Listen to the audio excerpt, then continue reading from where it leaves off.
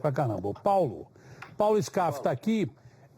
Boa tarde, Paulo. Eu queria saber como é que foi essa videoconferência com o presidente da República, com o presidente Jair Bolsonaro, e quem é que participou dessa videoconferência. Uma ótima tarde para você, Paulo.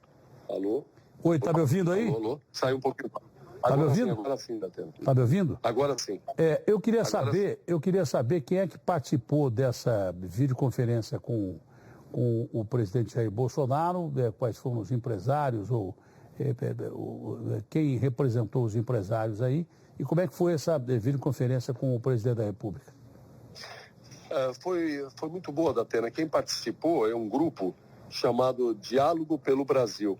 Esse grupo são aproximadamente 50 acionistas ou presidentes dos maiores grupos empresariais brasileiros privados, de todas as áreas, não é só da indústria não.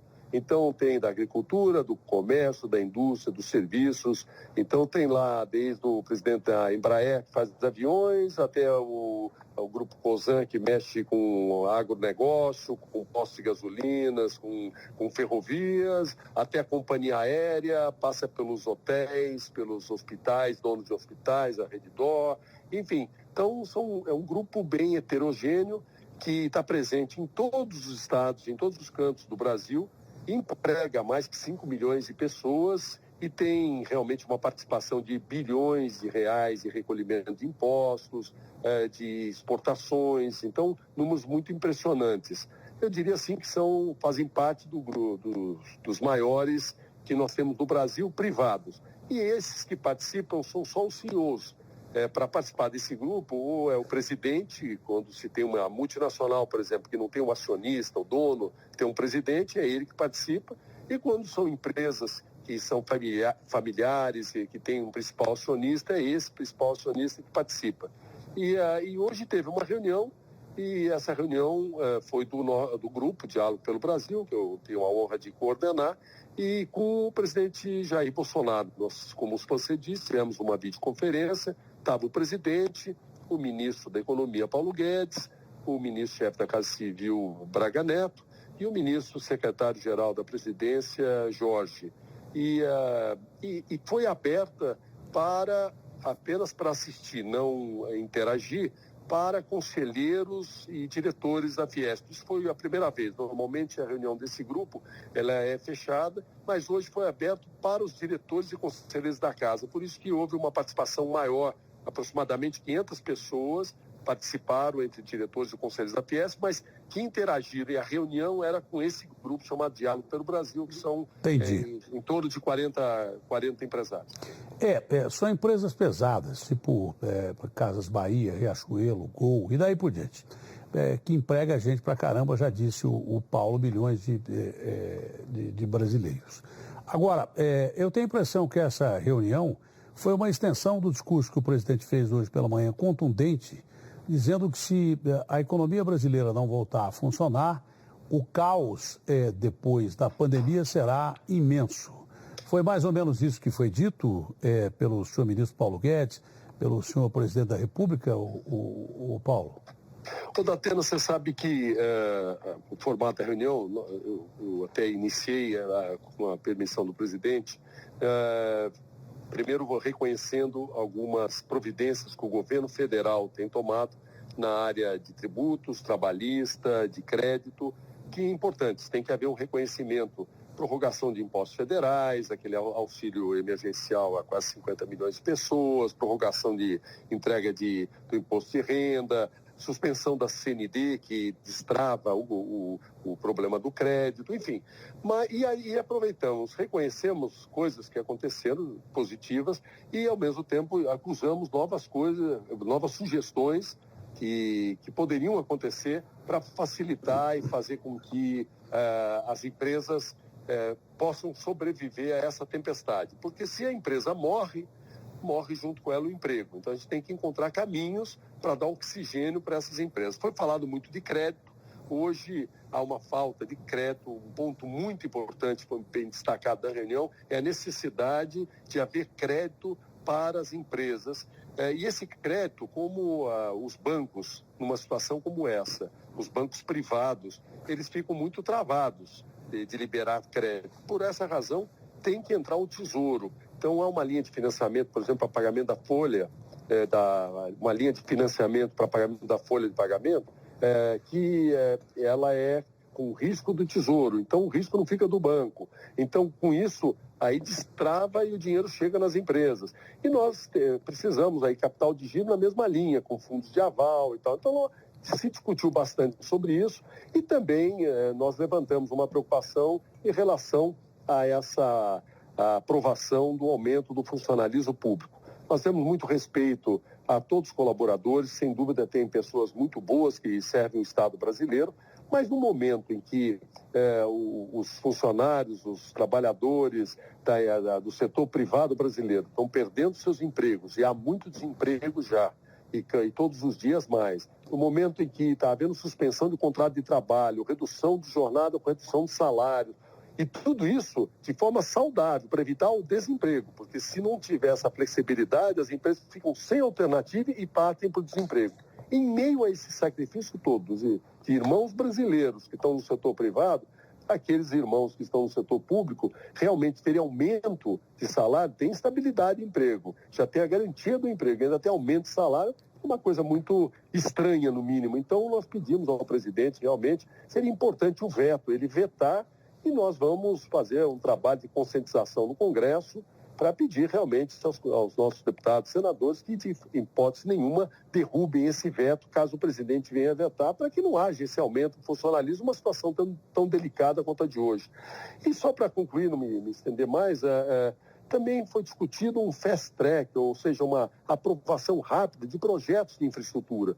Existem projetos que ficam 3, 4, 5, 10 anos para serem aprovados. O Brasil agora está numa situação de guerra, ele precisa se recuperar rápido. Há dinheiro para investir em projetos bons, esses projetos bons precisam ser aprovados. Então, precisa ter uma agilidade na aprovação desses projetos, para que a própria iniciativa privada possa investir, com isso gerar na construção civil, na construção de infraestrutura, empregos e riquezas.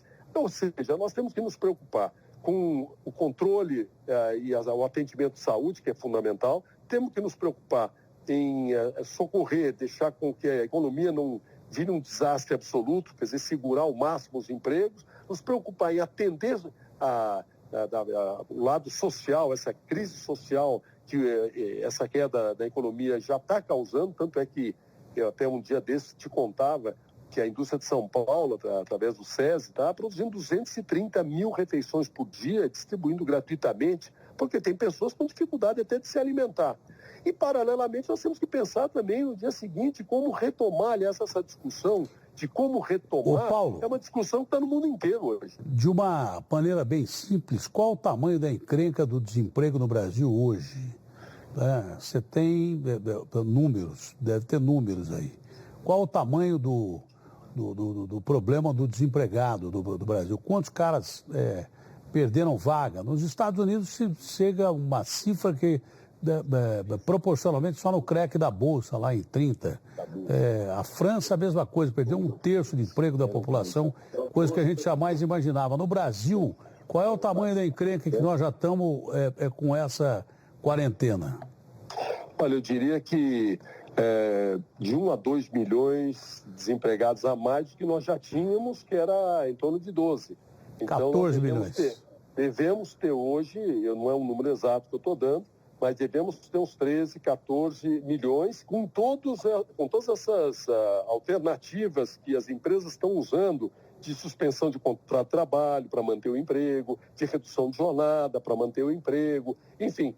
Então, com tudo isso, começou, quer dizer, quando a gente fala em 1, 2 milhões de desempregados, assim, num período de um mês e pouco, é muita coisa. Sob o ponto de vista da economia, o Paulo, e o presidente deve ter falado para vocês o que ele falou hoje de manhã, que ele gostaria que voltasse a retomada da economia, que ele estava disposto a conversar com os governadores do estado. O Dória aqui já respondeu que isso ia custar milhões de vidas ou milhares de vidas, quer dizer, já se colocando um contraponto ao presidente da República. Mas sob o ponto de vista empresarial, vocês que empregam muita gente, a economia segura quanto tempo ainda sem uma quebradeira total e com dificuldade para retomar o trabalho? Por exemplo, se a quarentena foi estendida no dia 31 agora por mais um mês, como é que fica a situação? O desastre é incalculável, porque quando se fala em uma retomada, aliás, nós fizemos um plano de retomada com uma base técnica, com um grupo multidisciplinar, pegando exemplos de 14 países, e essa discussão da retomada é uma discussão que está mundialmente sendo feita hoje. Nós não estamos inventando, não é uma discussão aqui, não é o presidente Bolsonaro, nós que estamos falando sobre isso aqui. O mundo inteiro está falando, porque o mundo inteiro está sentindo essa dificuldade.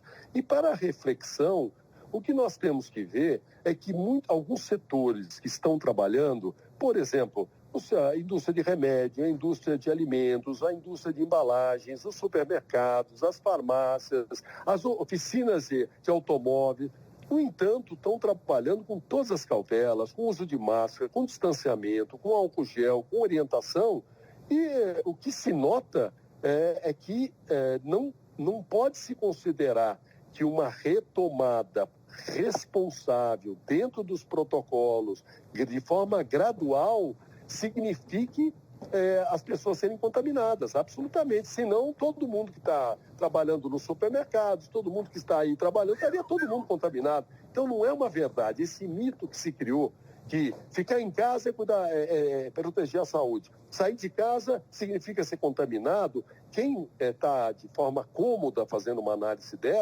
essa análise não é verdadeira. E também uma decisão horizontal, por exemplo, no estado de São Paulo, nós temos 645 cidades. A realidade da cidade de Tambaú, Ribeirão, do Padre Donizete, ou o Monteiro Lobato, ou Ribeirão, ou Taubaté... Ribeirão tem 400 casos e morreram pouquíssimas pessoas. Vale a pena manter fechado, é isso? Estou dizendo da cidade que eu tenho a base, porque tenho parentes lá, tenho amigos lá. É isso que você está dizendo? Vale a pena deixar fechado uma cidade com poucos casos? Tem cidades que não tiveram nenhum caso e estão há 2 meses com tudo fechado. Taubaté, por exemplo, esses dias eu conversando com o prefeito, ele estava me dizendo, olha, eu tenho uma ociosidade, estou com uma folga tremenda na enfermaria, na UTI, uma tremenda folga, uma cidade de 320 mil habitantes, e, no entanto, está tudo parado. Então, o que nós estamos falando não é irresponsabilidade, não. É de forma responsável, prudente, gradual, a exemplo que outros países fizeram, com todas as cautelas, sempre priorizando a saúde das pessoas. Sempre priorizando a saúde das pessoas. Cada um de nós prioriza a sua saúde. Eu dou valor à minha saúde, à minha vida. Todos os dias eu venho trabalhar. Mas eu tomo os cuidados.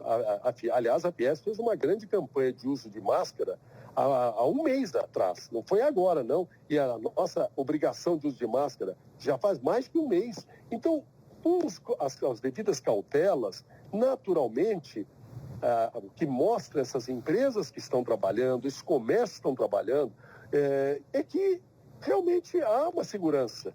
E até as pessoas recebem orientação que levam para casa e até melhora o comportamento até dentro da própria casa. Ou seja, vamos dizer, um shopping center. Se tiver que abrir um shopping center com controle de entrada, com distanciamento, todo mundo com máscara, com álcool gel, controle de entrada nas lojas, qual seria o comprometimento? Porque nós temos que entender, Datena, isso é muito importante. Esse vírus não vai embora amanhã. Ele não vai durar uma semana. Essa vacina vai levar um tempo para ser descoberta. No mínimo um ano.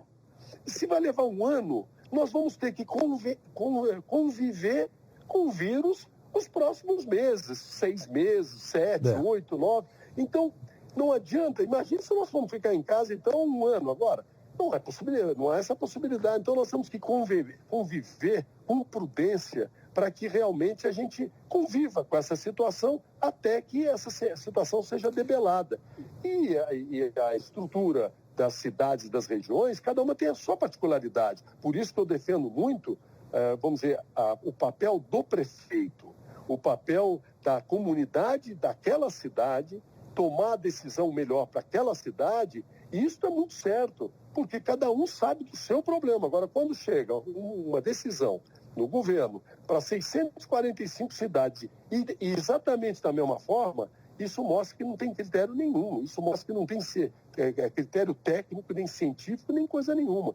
Então, realmente, e tem um custo muito alto, porque o custo da miséria, da pobreza, da falta até de alimentos, o custo do desemprego também é muito alto. Eu repito, para não ficar mal entendido, ninguém está trocando uma coisa por outra. É possível, sim, com os devidos cuidados, você substituir o isolamento pelo afastamento, pelo uso de máscara, pela higienização. Distanciamento social. Exatamente. E é isso aí que nós temos defendido, sempre valorizando, em primeiro lugar, a saúde das pessoas, mas olhando 360 graus. Quando você olha um país, você não pode olhar em 30 graus nem 60 graus, num único foco. Você tem que olhar de uma forma ampla. E é nesse sentido que nós temos aí discutido. E essa discussão, é importante que se diga, é uma discussão que hoje está rolando no mundo inteiro. Não somos só nós que estamos falando sobre isso, é o mundo inteiro que está falando sobre isso e tem essa grande preocupação. Tá bom, Paulo Scaff, presidente da Fiesp, ficou bem claro. A OMS ontem disse que talvez a gente vai ter que conviver com esse vírus, não é por pouco tempo não e nem por muito tempo, talvez tenha que conviver para sempre, como está acontecendo com a AIDS, como acontece com o sarampo, como... É claro que o vírus mesmo ele vai perdendo a capacidade de letalidade dele, porque ele é um bicho inteligente. Se ele mata rápido, como ele está matando o hospedeiro, ele se multiplica menos. E o objetivo de todo ser vivo, e o vírus é um ser vivo, é se multiplicar. Então, com o tempo, ele vai amenizando. E no meio do caminho, a gente vai tentando descobrir a vacina ou descobrir um remédio, né? Principalmente a vacina. Mas a gente vai ter que conviver com esse vírus durante muito tempo, é o que disse o Paulo. Há como você esperar 1 ou 2 anos com a economia fechada, sem abrir a economia? Porque aí cai dentro daquilo que o presidente falou. Vai morrer todo mundo de fome ao invés de doença e essa retomada que é o principal. Até agora, eu já nunca ouvi falar isso, mas a Alemanha já tem uma perspectiva de queda do produto interno bruto de 6,7, uma das maiores economias do mundo. A França quase 10. Os Estados Unidos, então, nem se fala, quase 10 também. E o Brasil ainda está em 4,7. Vamos esperar para ver o que acontece, mas não podemos esperar muito. Paulo, muito obrigado, hein? Um abraço grande. Outro forte para você, obrigado. Uma boa noite para vocês todos. Abraço.